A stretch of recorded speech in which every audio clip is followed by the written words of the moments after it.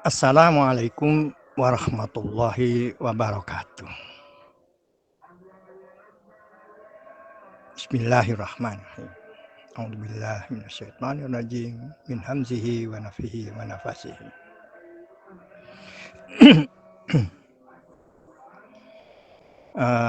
Saya jawab dulu pertanyaan saudara kita yang jauh di sana di Tarakan, di mana dia itu bertanya, kenapa di dalam ayat-ayat Al-Quran itu ada banyak kata-kata yang diulang-ulang. Misalnya di surat Ar-Rahman sampai 30 kali. Dengan perkataan yang sama persis, kalimat yang sama dan persis. Situ. Ini dulu saya di surat apa lagi yang bahkan fawailul bagi orang-orang yang mendustakannya.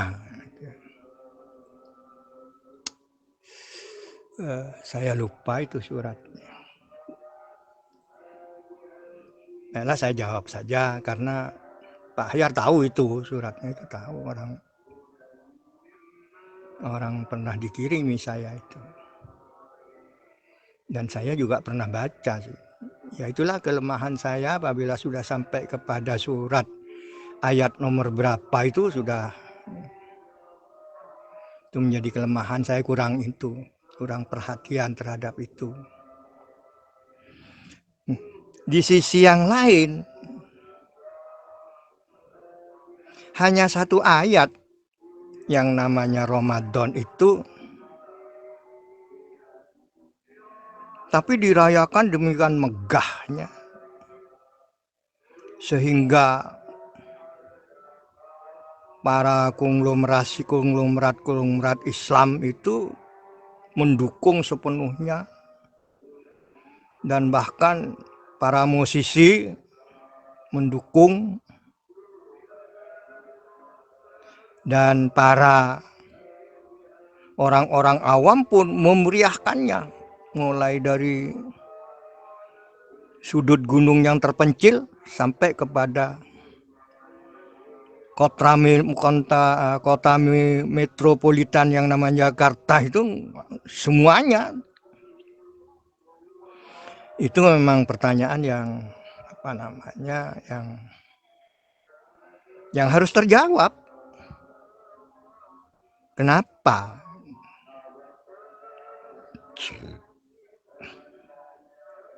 Nah, dengan tidak usah mengurangi hormat saya kepada mereka yang memeriahkan bulan Ramadan, saya mencoba menjelaskan dulu dengan tidak usah mengurangi hormat saya. Artinya saya tidak menyalahkan, cuma ya perlu dipertanyakan, sebab ini di buku catatan ayah saya itu pada tahun 58 sudah dipertanyakan itu.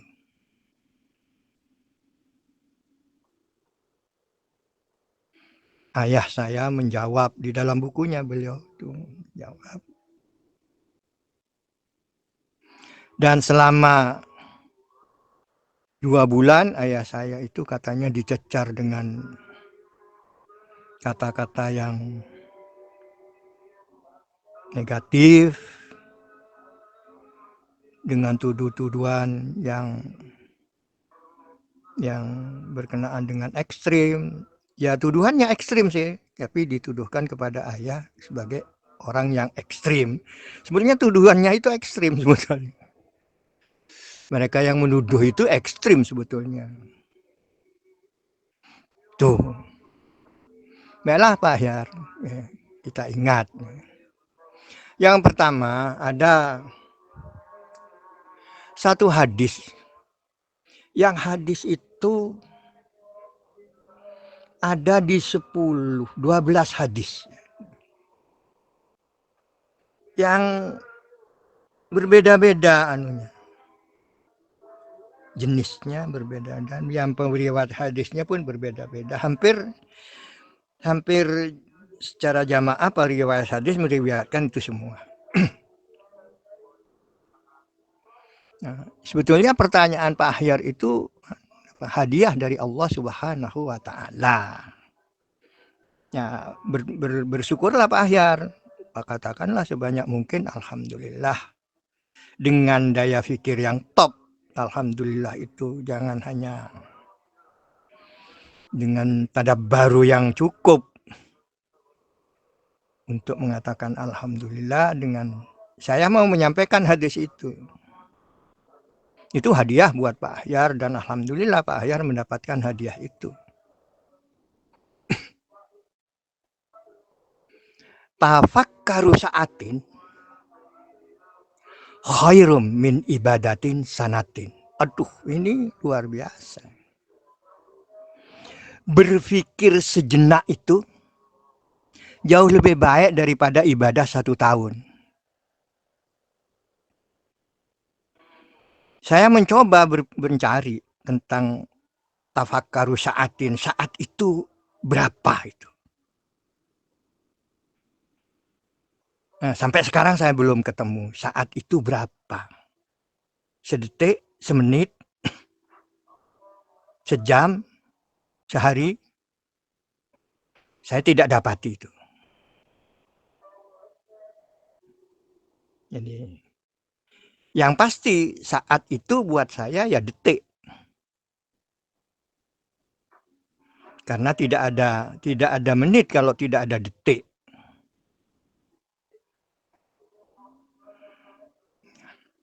Jadi apakah saya itu benar? Tidak tahu saya. Karena yang saya tahu yang namanya saat itu adalah detik. Itu berpikir sejenak. Sebab apa? Pertanyaan Pak Ahyar itu dari hasil berpikir. Entah berapa jenak itu. Berapa saat itu. Nah itu sebabnya saya bersyukur.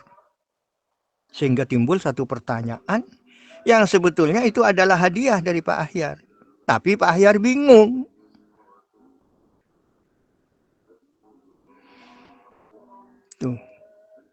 Itu bayangkan Pak Ahyar, ya, hadiah dari Allah Subhanahu wa taala ketika ayat pertama sampai menggigil Rasulullah bingung, tak tahu berok, tak tahu temon, tak pernah selatan mana utara, tak tahu beliau itu selimutan, diselimuti juga tidak.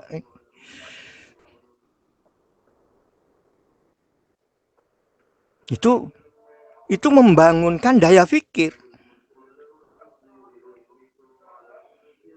Sehingga kebingungan Pak Ahyar itu membangunkan daya pikir.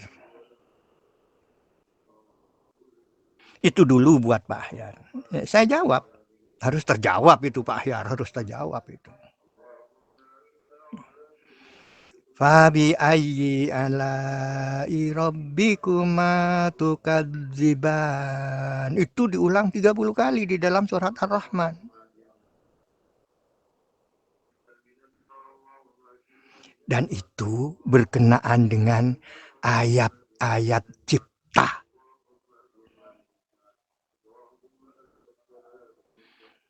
Penciptaan matahari, langit, bumi. Sehingga secara tidak terasa gitu ya. Akibat semua apa yang diciptakan itu. Nah, coba kita lihat di surat Ar-Rahman itu semuanya.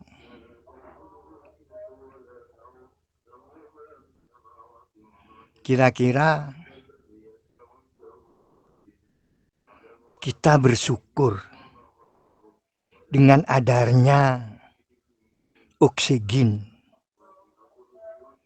yang kita hirup setiap saat, setiap detik.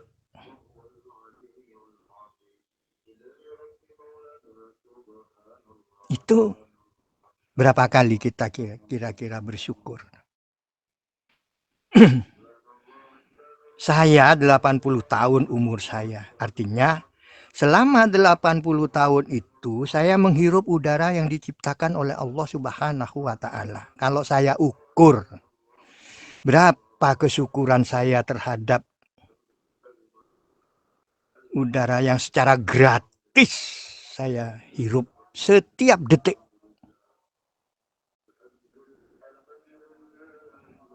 Dan itu tidak menimbulkan daya pikir kepada saya.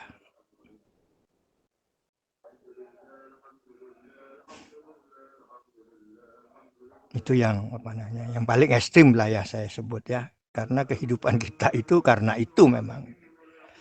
Yang oleh manusia direkayasa menjadi dimasukkan ke dalam tabung di rumah sakit itu. Sekarang harganya sudah 650 satu botol itu. Rekayasa dijual oleh mereka. Dan kita tidak pernah. Tidak peduli bahkan.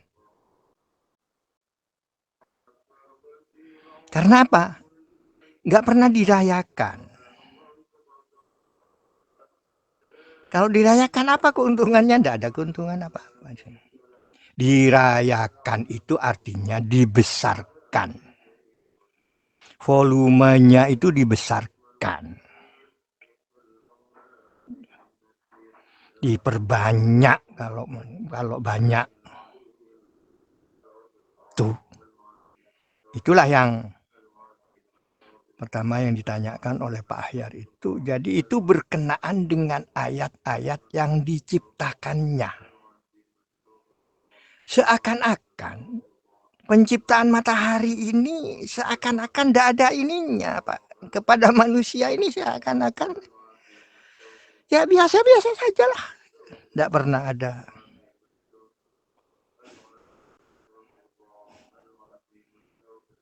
Itu sebabnya diulang-ulang. Fabi ayyi ala'i rabbikuma tukadziban. Sebetulnya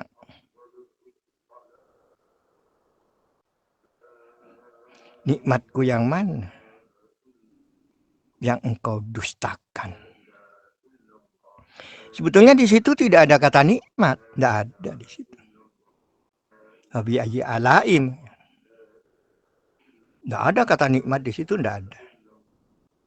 Cuma diterjemahkannya itu dengan sebetulnya nikmatku yang mana yang engkau dustakan.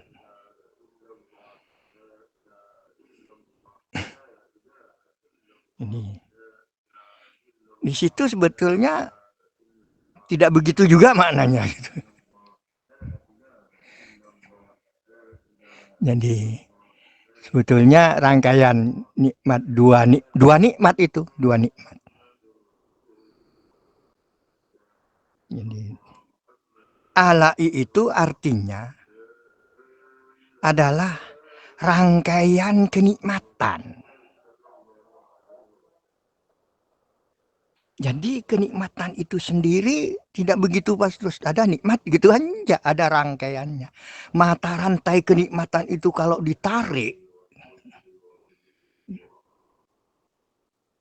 misalnya kita menikmati buah, itu mata rantai sebelum jadi buah itu banyak yang harus kita syukuri dan kita harus ingat. Lah inilah yang membangunkan daya pikir manusia.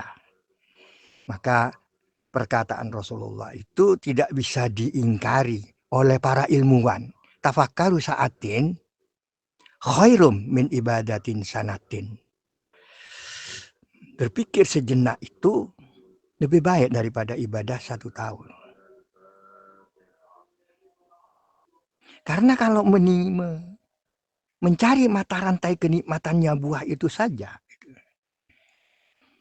itu berpuluh-puluh tahun loh Pak Ahyar. Kita akan memulainya dari manapun manusia bingung. Akan memulai dari akarnya misalnya. Misalnya akar di tanah, akan memulai dari tanah misalnya.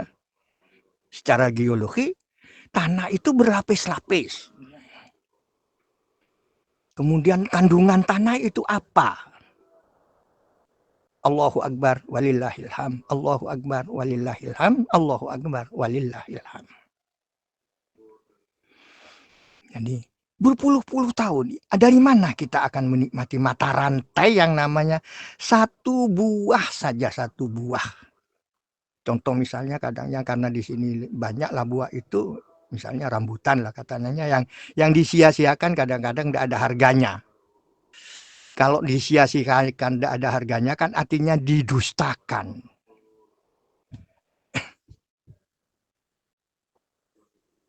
Nah, di situ Pak Ahyar. Nah, jadi insya Allah rangkaian ini jawab sendirilah semuanya itu ya. Fabi ayyi ala'i rabbikuma tukadziban. Sebetulnya sesungguhnya mata rantai dua kenikmatan yang mana yang engkau dustakan. Dua kenikmatan, dua mata rantai. Tidak ada tidak Allah itu menciptakan satu gitu, enggak ada. Enggak ada.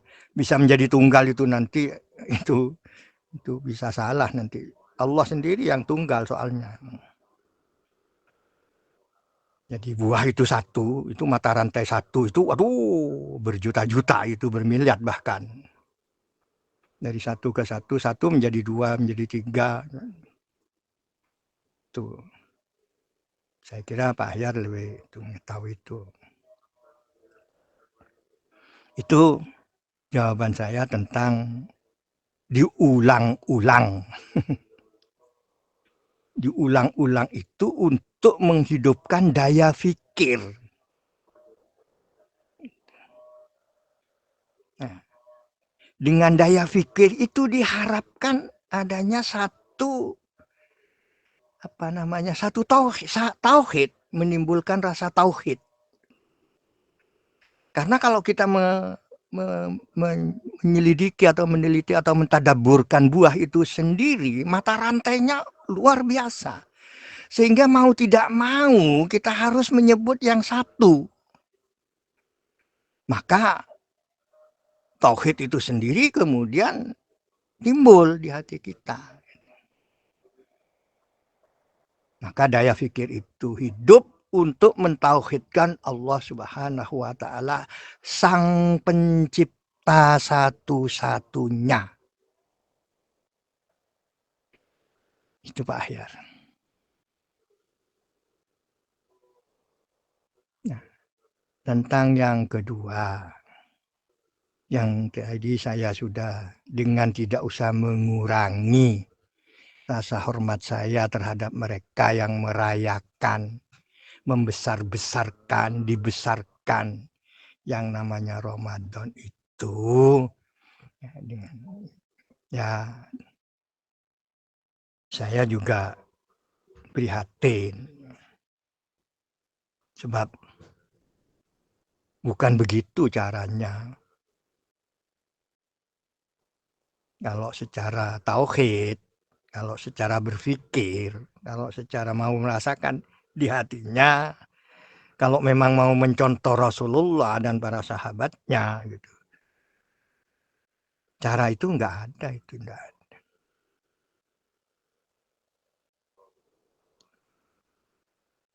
Jadi bagaimana para sahabat itu pada bulan puasa itu sibuk mentadabburkan Al-Quran, menghafidkan dan mentadabburkan. Jangan sampai satu ayat saja masih dipertanyakan, ditadabburkan.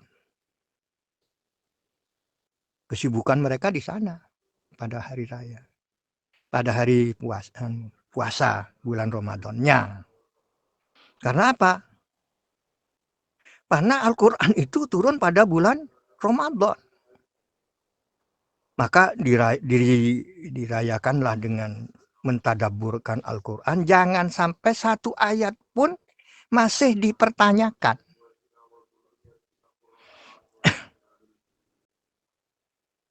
Itu kalau kita baca di di hadis-hadis yang sahih, misalnya yang Bukhari, Muslim, Al-Hakim misalnya itu ya, At-Tirmidzi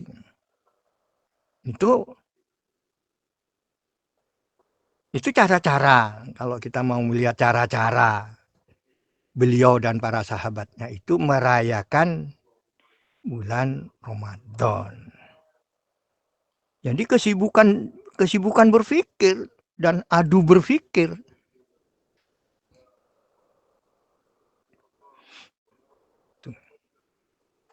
Ya, adapun berbeda saya dengan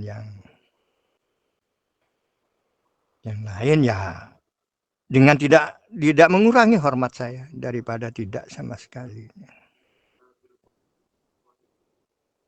Awalnya itu kan persaingan ya. Misalnya hari Paskah dirayakan, hari kelahirnya Nabi Isa dirayakan. Nah, umat Islam bangkit ingin meniru gitu. Sebetulnya tidak ada di Islam, sudah ada. Justru menghapus kebiasaan-kebiasaannya Nasrani dan Yahudi sebetulnya. Coba lihat ketika bulan puasa mau habis, tinggal beberapa hari, para sahabat menangis. Karena akan ditinggalkan bulan yang penuh dengan maghfirah, pengampunan. Maka ini juga terbalik, ini nangis. Ya Allah, Abu Bakar, katanya sih Abu Bakar tuh sampai pingsan menangis. Iya, kalau saya ketemu lagi dengan Ramadan, kalau tidak celakalah saya. Kesempatan kita ini 1 bulan, ada yang tidak ada yang bersenang-senang pada zaman itu, nangis ditinggalkan bulan puasa.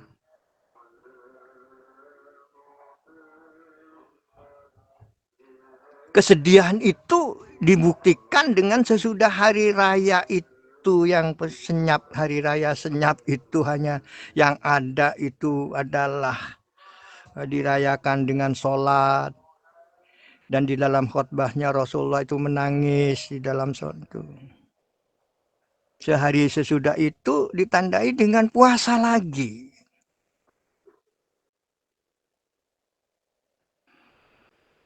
Supaya bekas-bekas puasa itu masih melekat di otaknya dan di hatinya, beliau itu puasa lagi 6 hari.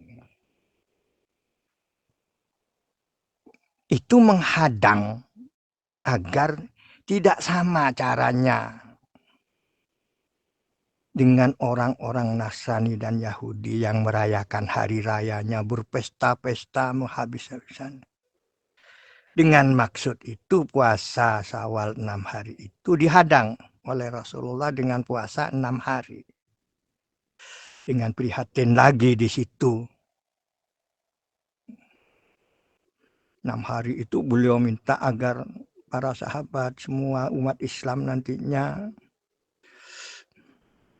dapat diampuni apabila ada kekurangan di dalam puasanya itu, dengan maksud itu. Digantilah dengan 6 hari itu. Selama 6 hari itu ya minta kepada Allah agar apa yang menjadi kekurangan di dalam bulan Ramadan itu diampuni oleh Allah. Dan begitulah Pak Ahyar. Jadi yang diulang-ulang itu memang yang didustakan. Supaya jangan mendustakan. Itu tadi. Tafakkaru sa'atin khairum min ibadatin sanatin. Nah, sebagai saat berpikir itu apa? Jadi di dalam sholat misalnya, tidak semua kita bisa dapat daya pikir kita tidak semua bisa masuk di situ. Kadang-kadang yang ini hilang, yang itu hilang. Dari cara kita berpikir, Kalau kita berpikir loh ya. Kalau kita membacanya dengan berpikir itu maksudnya dengan mudah masuk ke dalam hati. Dengan demikian, sholat kita itu dari mulut ke otak ke hati itu sholat semua. Tuh Pak Ahyar. Kalau masih ada pertanyaan, saya tunggu. Sebab ini ada pertanyaan juga kayaknya dari Pak Wahid ini. Ya, jadi itu sementara ya Pak Ahyar. Assalamualaikum warahmatullahi wabarakatuh.